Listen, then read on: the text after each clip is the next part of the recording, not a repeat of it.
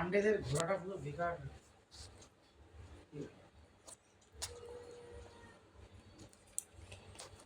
টাকাটা নিয়ে ঘুরছি আমি সারা।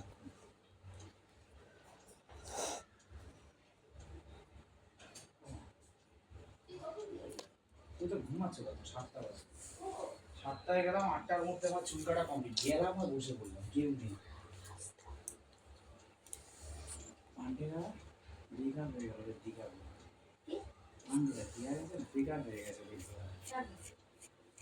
রে ভালো করে ঘুরতে পারে, ওরা এদিক ওদিক যাবে না। তার মধ্যে স্নান ফান করতে গিয়ে ওর মায়ের আবার জ্বর ফর এসে গেছে। জ্বর তো ছিল, এসেই বললো না, জ্বর কাশি, আবার ওষুধপাতি সব নিয়ে গেছিলো, খাওয়ালো।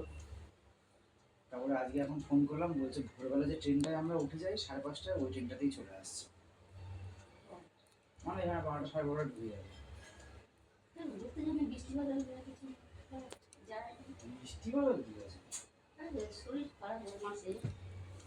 শরীরটা ঠিক ছিল, আবার স্নান করার পর ঠান্ডা লেগে খারাপ হয়ে গেছে।